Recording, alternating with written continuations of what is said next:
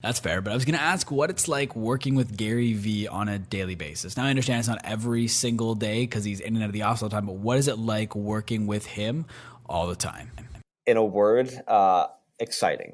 And I think that doesn't come as much of a surprise. But he is exactly who you see in his content. But he's also one of the most understanding human beings in the world.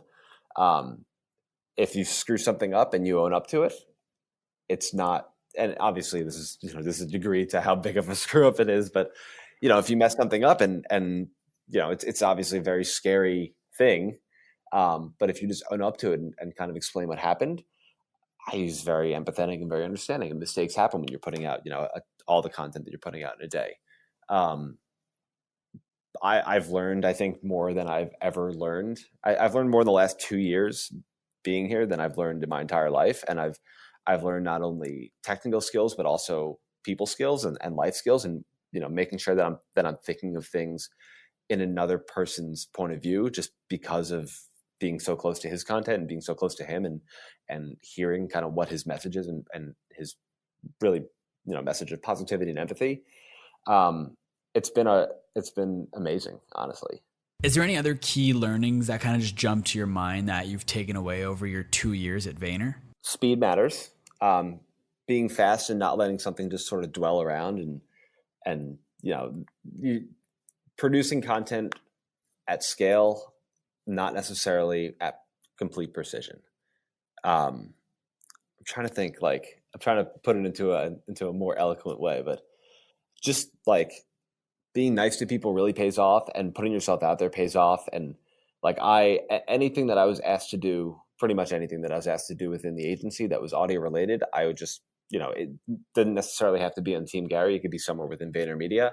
I just said yeah to, because I figured, hey, I'll meet people this way, and I'll just help. I'm natively helping people out. Why the hell not? Now, there's not really any good segue to this question, but it's something that's been on my mind for a while. It's been bugging me. I've really wanted to know the answer to this. Is Gary as good at NES hockey as he claims to be? Yes. I don't think I've seen him lose once. It's come close, but yeah, no, he's pretty damn good. I got a couple goals in him, but ultimately. That's cool. I just was really interested to know the answer to that one. But what is your day-to-day at Vayner like? I know not every day is the same, but kind of from a general perspective, what does it look like on a day-to-day basis? It really varied. For the most part, it was a lot of searching through content and finding clips and finding content and creating, Instagram clips. But it also could be, it could be recording an Ask GaryVee with T-Pain. It could be really a number of things. I wouldn't say that there was one specific or typical day. It definitely varied constantly, and that's one of my favorite things about it. And it's still like that too. I mean, we on Vayner Talent try to move at a fast pace as well. So. Mm-hmm. And you mentioned T-Pain coming into the office. Now, I know celebrities are coming in and out of the office all the time. Is there any one story that really sticks out to you from someone famous coming into the office? I guess my favorite one personally was the pod sessions we shot with Jerry Ferrara, and who else was it? Jerry Ferrara, Liz from New York City, from the New York City Instagram, and Danielle Snyder from Danny Joe. And I am pretty, I keep my composure pretty well around celebrities and bigger name people. And it's sort of just, you realize these are just people too. There's nothing really big special, but Jerry Ferrara is one of the only people that I had to get a picture with, just because I was such a huge fan of Entourage.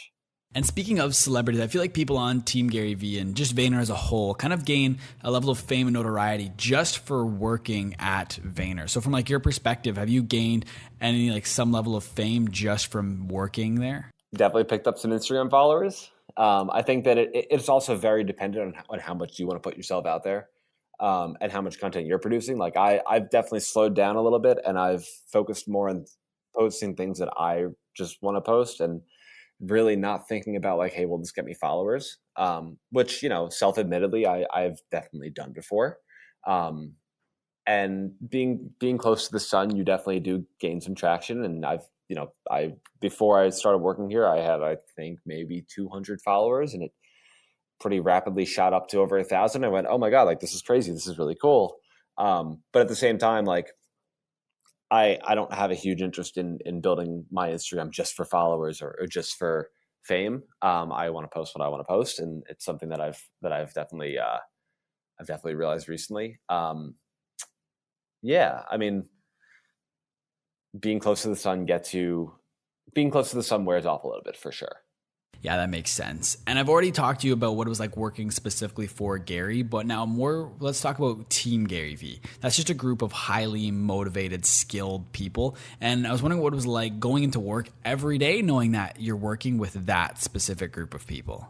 Oh, incredible. There's nothing more motivating than when the people around you are also motivated and love what they're doing. It's intoxicating in a good way, and it pushes you to make yourself better every single day. When you're around people that enjoy what they're doing, you enjoy what you're doing, and it just carries through. And it's an incredible feeling. It's not having to not coming into work on a Monday and thinking, oh crap, it's Monday, like whatever, is a great feeling. When you really, really enjoy what you do, you really have one.